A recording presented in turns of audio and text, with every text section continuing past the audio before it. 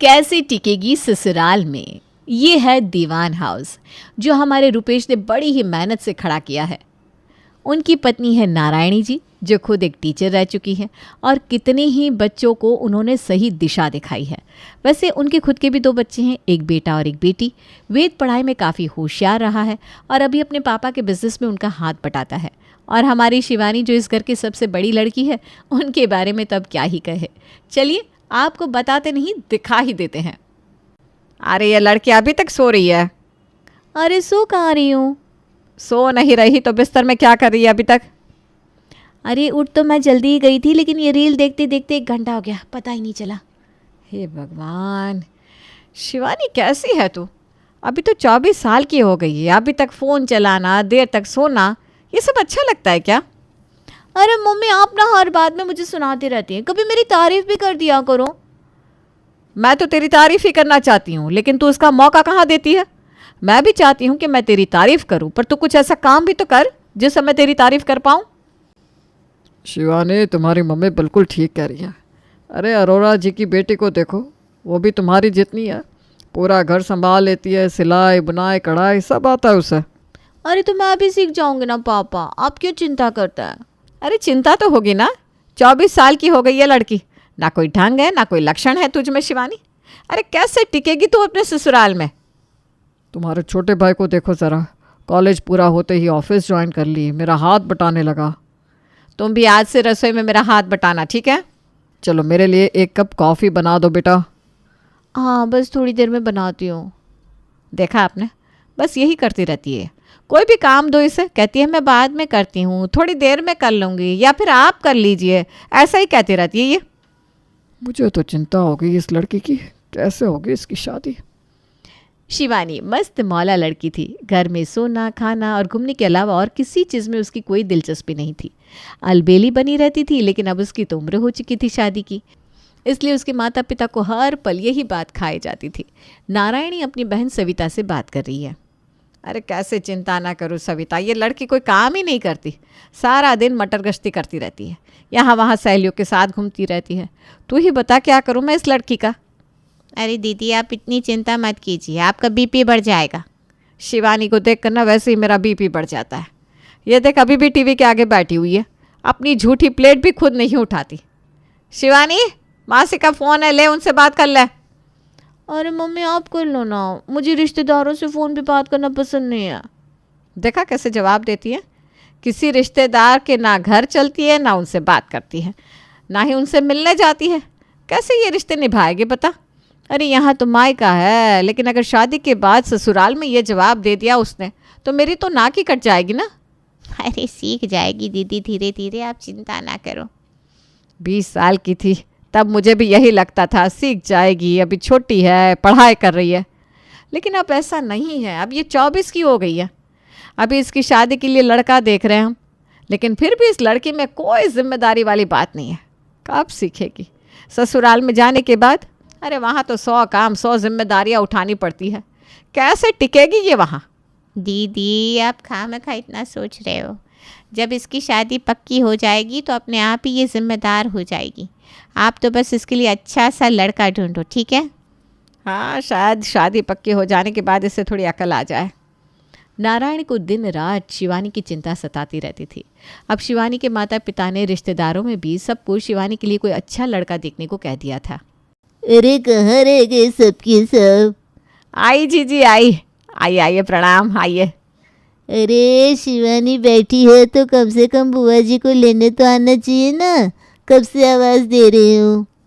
शिवानी झली लड़की, ध्यान कहाँ रहता है तेरा? सॉरी बुआ जी, वो मेरा ध्यान ना फ़ोन में था। अरे आग लगे आजकल के फ़ोन्स को, जो बड़ों को इज्जत देना भूल जाते हैं। अरे आप आ गई जीजी, आइए आइए बैठिए। शिवानी जाओ बुआ जी के लिए चाय और नाश्ता लेकर आओ। मैं? शिवानी! हाँ मैं ही तो जाऊंगी, और कौन, अभी लेकर आती हूँ। शिवानी अपनी रसोई में आती है, लेकिन उसे पता नहीं था कि चाय कहाँ है, चीनी कहाँ है। वो तो रसोई घर से ही अपनी माँ को आवाज़ लगाती है, माँ चीनी और चाय पत्ती कहाँ पड़ी है? इसे नहीं पता चीनी और चाय पत्ती कहाँ रहती है रसोई में? वो ना मैंने जगह बदल दी है ना, शायद इसलिए पूछ रही होगी। अरे वो सामने ही ड्रॉअर के पास है बेटा, ध्यान से देख जरा। ड्रॉअर कहाँ? ये कभी रसोई घर में जाती भी है या नहीं? अरे भूल जाती है बार बार। अरे वो सामने है ना गैस के, ध्यान से देख। हाँ हाँ मिल गया। मिल गया। ऐसे तो होशियार है शिवानी काफ़ी। अरे माँ चाय में दूध कितना डालना है? जी अभी आती हूँ मैं। कल्याण होगा इस लड़की का। नारायणी गुस्से में रसोई घर में आती है और शिवानी को डांट लगाती हुए कहती है, एक कप चाय में दूध कितना पड़ता है वो तक नहीं पता तुझे। जीजी के सामने मेरी नाक कटवा दी। कितनी बार कहा है कि मेरे साथ रसोई में रुका कर, लेकिन नहीं, हमारी महारानी जी को तो बस टाइम पास करना होता है सारा दिन। अरे अब बता भी दो ना कितना दूध पड़ता है चाय में। हे भगवान, छोड़ तू, रहने दे, मैं खुद बना लूँगी। Thank you. हे भगवान, इस लड़की में ना कोई शर्म है ना हया। शिवानी ना तो चाय बनाकर लाती है ना ही कुछ नाश्ता लेकर आती है। नारायणी ही सब कुछ बनाकर लाती है और बुआ जी के सामने रखती है। अरे नारायणी, इसे भी कुछ सिखा, कैसे करेगी ये ससुराल में सब कुछ? हाँ जीजी, सीख जाएगी सब कुछ। जी आपके ध्यान में कोई अच्छा परिवार हो तो हमें ज़रूर बताइएगा। अरे रुपेश, तू शिवानी की हरकतें तो देख पहले। ना रसोई में अच्छी है ना ही किसी और चीज़ में। कैसे कोई भला परिवार इसे अपने घर की बहू बनाएगा? हाँ जी मैं समझ रहा हूँ। अब आपको तो पता है लाड़ प्यार से पली है शिवानी, थोड़ी सी नादान है, सीख जाएगी अपने आप सब कुछ। हाँ तो पहले इसे सिखाओ सब कुछ, फिर मैं तुम लोगों को कोई परिवार बताती हूँ उसके लायक। जी आप लीजिए ना, चाय नाश्ता लीजिए ना। नारायणी और रुपेश को काफ़ी बुरा लगता है जब बुआ जी शिवानी के लिए ये सब कह रही थी, लेकिन उन्हें पता था कि इसमें गलती शिवानी की है, क्योंकि वो किसी भी तरह की जिम्मेदारी उठाने को तैयार ही नहीं थी। आज जीजी की बातें मेरे दिल में चुभ रही थी। वो तो यही सोचेंगे ना कि मैंने ही कुछ नहीं सिखाया अपनी बेटी को। शिवानी तुम सुन रही हो ना? देखो तुम्हारी वजह से हमें क्या क्या सुनना पड़ रहा है। अरे पापा, बुआ जी की तो आदत है बोलना, आप क्यों उनकी बातें दिल पे ले रहे हैं? लेकिन वो कह तो सही रही थी, तुम कोई काम ठीक से नहीं करती हो, अब तुम्हें घर की जिम्मेदारी उठानी चाहिए। बस कल से आप देखिए मैं कैसे सारी जिम्मेदारी उठाती हूँ। अच्छा, पता नहीं वो कल कब आएगा। अरे मम्मी, ऐसा कुछ नहीं होने वाला। आप गलत इंसान से उम्मीद लगा रही हैं। ए तू चुप कर, समझा? कभी भी देखो बीच में घुस जाता है। इसकी भाषा देखो कैसे बात कर रही है। अरे कुछ तो शर्म कर ले बेटा, लड़की है तू। मम्मी आप जब देखो मुझे ही कहती रहती हैं, इस कुत्ते को कभी कुछ नहीं कहती हो। देखो मम्मी कैसे बात कर रही है दीदी। मैं तो फिर भी इन्हें दीदी कहता हूँ, जबकि मैं इनसे 2 साल ही छोटा हूँ बस। लगता है तू ना आज मेरे हाथ से पीटने वाला है। मम्मी आप सही कह रही हैं। कैसे टिकेगी ये ससुराल में? ये तो किसी का भी सर फोड़ कर आ जाएगी। आपकी नाक तो पानी में डुबो देगी ये मम्मी। मम्मी ये देखो आग में घी डालने का काम कर रहा है, आप इसे बोल दो वरना मैं इसका मुंह तोड़ दूंगी। आग लगाई भी तो तू नहीं है ना, सुधर क्यों नहीं जाती? मैंने कहा ना कल से पक्का सुधर जाऊंगी। वो दिन तो आने से रहा मम्मी। तू ना अभी गया, रुक जा, आज मेरे हाथों से तू बचेगा नहीं, रुक। हे भगवान, इसको सद्बुद्धि दे दो बस, मैं 11 नारियल चढ़ाऊंगी।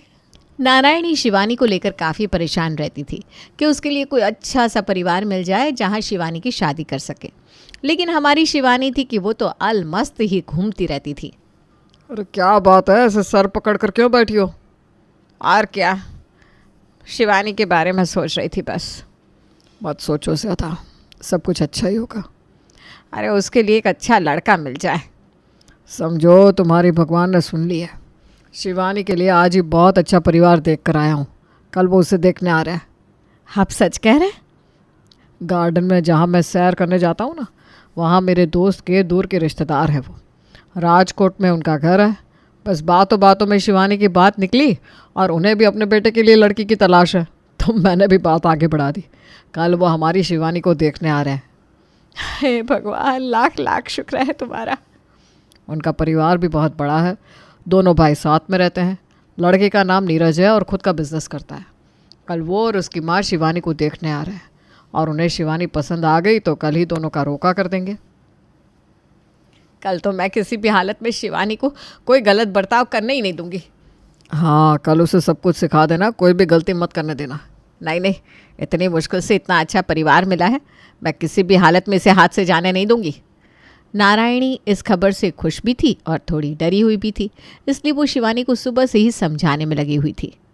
अरे माँ, आप मुझे 20 बार कह चुकी है, मैंने कहा ना मैं कोई भी गलती नहीं होने दूंगी, मैं सब कुछ संभाल लूंगी। अरे आज तक तूने कोई चीज़ संभाली है क्या? अगली बार जब मेहमान आए थे घर पे तो उससे पानी की प्लेट नहीं संभाली गई थी। आप देखना, इस बार ना बहुत अच्छे से सब कुछ कर लूंगी। बस इसी बात का तो हमें डर है कि आप बहुत अच्छे से सब कुछ करने वाली है। तो चुप कर कुत्ते, समझा दो ना इसे माँ। अरे उनके सामने कहीं ये शब्द मत बोल देना। पता चला उन लोगों को आपकी हकीकत पता लग गई दीदी। तू ना वेद के बच्चे, रुक जा अभी। हे भगवान, सब कुछ आपके हाथ में है अब। नारायणी ने नीरज और उसकी माँ के लिए सारी तैयारी कर ली थी। शिवानी ने बहुत सुंदर साड़ी पहनी थी और अच्छे से तैयार हो गई थी। चलो नीचे, नीरज और उसकी माँ आ गए। हाँ हाँ, चलो चलो। अरे क्या चलो चलो, थोड़ा शर्मा के चल, नजरें झुकाकर। और ये ले चाय की प्लेट। हाँ मुझे याद है। देख शिवानी, हाँ माँ, कोई गड़बड़ नहीं करूँगी, आप चलिए ना। नारायणी को जिस बात का डर था वैसा कुछ भी नहीं हुआ। शिवानी ने हर सवाल का जवाब बड़े ही बखूबी दिया और नीरज और शिवानी का रोका भी हो गया। आज मैं बता नहीं सकता मैं कितना खुश हूँ। मैं भी, जिंदगी में पहली बार तूने सही काम किया है। अब हमारे पास ज़्यादा वक्त नहीं है शादी की तैयारी में, अगले महीने का ही तो मुहूर्त है। चलो अच्छा है, बस 1 ही महीना और झेलना पड़ेगा दीदी को। ओए वेद, अब दीदी को नहीं छेड़ना, समझा? अब इसकी शादी होने वाली है। हाँ, अब तो ये जिम्मेदार हो ही जाएगी। अरे पानी पूरी वाला आया है, मैं भी आती हूँ। ये देखो जिम्मेदार लड़की। शिवानी की शादी की तैयारियां शुरू हो चुकी थी। देखते ही देखते 1 महीने बाद उसकी विदाई भी हो गई। उसकी आवाज़ के बिना पूरा घर सूना सूना सा लग रहा था। जब तक वो यहाँ थी तब तक मैं उसे चिल्लाती रहती थी। आज उसकी विदाई के बाद घर काटने को दौड़ रहा है। बेटियाँ होती ही ऐसी है, कब बड़ी हो जाती है, कब हमें छोड़कर चली जाती है, पता ही नहीं लगता। अब तो कोई मुझे कुत्ता बुलाने वाला भी नहीं है। मैं तो बस यही प्रार्थना करती हूँ कि वो अपने ससुराल में सब कुछ संभाल ले। 2 साल बाद। वेद, तू अभी तक तैयार नहीं हुआ? अरे तैयार हूँ माँ, बस जा ही रहा हूँ दीदी को लेने। सुन, ये उसके ससुराल वालों के लिए कुछ तोहफे हैं, ये भी ले जाना। ठीक है माँ। दीदी को अच्छे से ले आना, समझा? और उसे कुछ मत कहना उसके ससुराल वालों के सामने। हाँ माँ, अब मैं बड़ा हो गया हूँ, और वैसे भी अब दीदी यहाँ आती कहाँ है, उनकी मुझे बहुत याद आती है। जा जा जल्दी से शिवानी को लेकर आ, और उसके सास और दामाद जी को भी लेकर आना। जी। शिवानी की शादी को 2 साल हो चुके थे और आज वेद अपनी बहन को ससुराल लेने जा रहा था। अरे आजा आजा, बैठ। अरे तू यहाँ बैठ, मैं तेरे लिए हलवा लेकर आती हूँ। अरे नहीं नहीं। अरे बैठ ना, मैंने अपने हाथों से बनाया है। शिवानी, मेरे कपड़े। अब मैंने सब कुछ तैयार करके रख दिया है पलंग पे। बहुत भूख लगी है। नाश्ता भी तैयार है, आ जाइए। अरे मेरा गर्म पानी हो गया क्या? जी माँ जी, ये रहा आपके पीने का गर्म पानी, आपकी दवाई और आपका नाश्ता। आपके लिए शुगर फ्री और सब कुछ। वेद, ये हलवा पूरी खा, ये समोसे, सब कुछ मैंने बनाया है। आपने? हाँ, खाकर बता। ये तो सच में स्वादिष्ट है। अरे हमारी शिवानी बहुत अच्छा खाना बनाती है, इसके हाथों में तो स्वयं अन्नपूर्णा का वास है। शिवानी अपनी सास और पति के साथ मायके आती है। उसके माता पिता उसे इतने दिनों बाद देखकर भावुक हो गए थे। तुझे देखकर आज आंसू ही नहीं रुक रहे हमारे। अरे मम्मी जी, कोई बात नहीं, इस बार आप शिवानी को अपने पास ज़्यादा दिनों के लिए रुकाइएगा। अरे नहीं नहीं बहन जी, हमारा घर तो शिवानी के बिना चलता ही नहीं है। उसके बिना तो मुझे खाना ही अच्छा नहीं लगता।